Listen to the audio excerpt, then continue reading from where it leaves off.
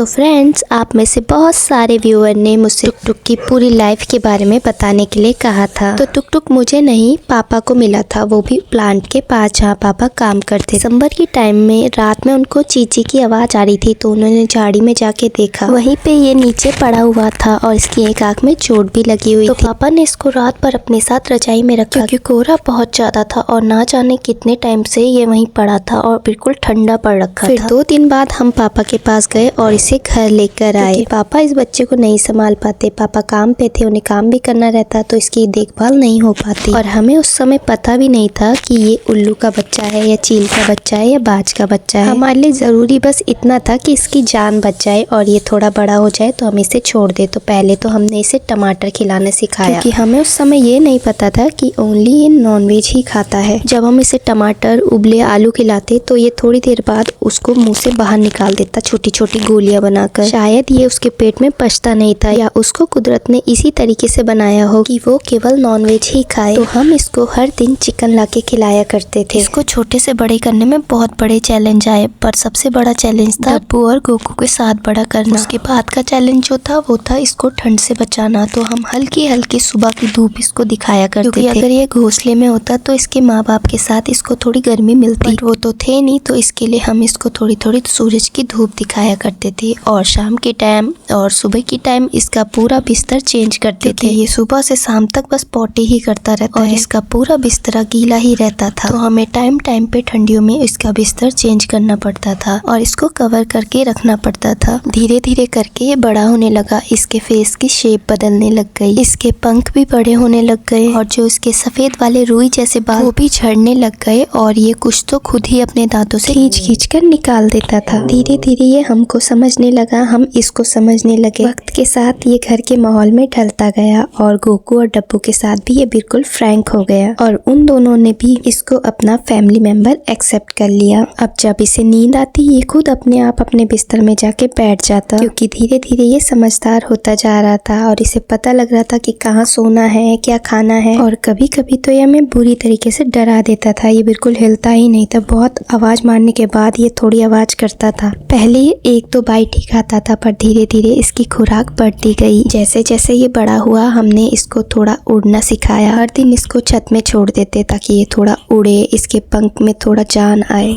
और ये जल्दी से जल्दी खुले आसमान में उड़ सके। हमने कभी भी इसको पिंजरे में नहीं रखा क्योंकि हम इसको पाबंदी के साथ बड़ा नहीं करना चाहते थे। हम चाहते थे ये अपनी जिंदगी खुश होकर जिए। धीरे धीरे करके हम इसके साथ बहुत ज्यादा घुल मिल गए और इसको भी हमारी बहुत ज्यादा आदत पड़ गई। और अब ये 3-4 तरीके की आवाजें निकालता है। जब ये खुश होता है तो उसकी आवाज अलग रहती है और जब गुस्सा होता है तो अलग। जब इसको भूख लगती है तो अलग ही तरीके की आवाज निकालता है। कभी कभी गोकू उससे पंगे लेने लगता है, पर वो इसे इतनी तेज नहीं मारता, बस हल्का सा टच करता है। और जब टुक टुक का मन करता है तो वो भी कोई कसर नहीं छोड़ता पंगे लेने में। रात भर इसका काम होता है खेलने का और दिन भर ये राजा महाराजाओं की तरह आराम करता रहता है। जहाँ भी इसको रजाई गद्दे मिल जाते हैं आराम से ये उसमें घुस जाता है और किसी को पता भी नहीं चलता कि ये कहाँ सो रहा है। इसलिए हमें कहीं भी बैठने से पहले इसको ढूंढना पड़ता है कि ये आखिर है कहाँ पे। एक बार ही हमने टुक टुक को नहला दिया था तो हमको बहुत डांट पड़ी थी, लेकिन अब हम इसे नहीं नहलाते। इसका जब मन करता है खुद ही कहीं भी घुस जाता है नहाने के लिए और खुद से ही जाके ये धूप भी सेकने लगता है। और धूप सेकने के बाद इसका काम है आराम से सोना। और जब आप इसे सोता हुआ देखेंगे तो आपको भी मन करेगा इसको गोद में लेने का, क्योंकि ये सोते समय इतना क्यूट लगता है कि किसी को भी इससे प्यार हो जाता है।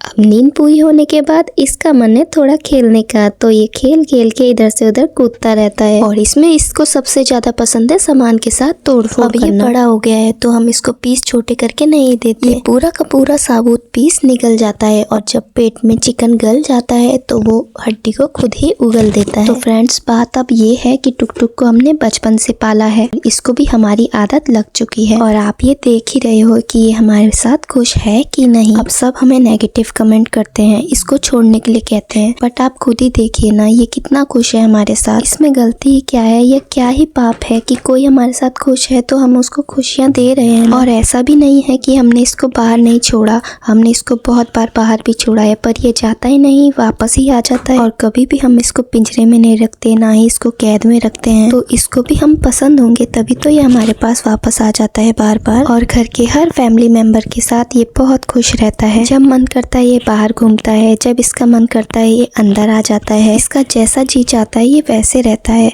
और ना ही हम इस पे कभी पाबंदी लगाते हैं और ना ही हमने कभी इसकी गलतियों पे इसको मारा है। लेकिन फिर भी सभी लोग नेगेटिव कमेंट करते हैं, जिसकी वजह से हमें इसको बाहर छोड़ने पे मजबूर होना पड़ रहा है। हमें इसके लिए बहुत बुरा लगता है क्योंकि हम जानते हैं कि ये बाहर की लाइफ में इतना सरवाइव नहीं कर पाएगा और बाहर इसके लिए बहुत सारे खतरे हैं और आप लोग इसको हमारे पास रहने भी नहीं देना चाहते। तो इसीलिए हमने सोचा है इसको हम फॉरेस्ट वालों को ही दे देते हैं, जहाँ पे एटलीस्ट ये जिंदा तो रह पाएगा। कभी कभी ये ऐसे गुस्सा होता है तो लगता है ये अपने आप को प्रोटेक्ट कर रहा है और बाहर की लाइफ में ये सरवाइव कर लेगा, जिस तरह से ये गुस्सा होता है। और इसे इस गुस्से में देख के मुझको भी बहुत डर लगता है। तो फ्रेंड्स, इसी तरह से टुक टुक हमारे पास आया था और उसकी पूरी लाइफ हमारे पास ऐसे रही। अब आगे की लाइफ हम नहीं जानते इसकी कैसी रहेगी।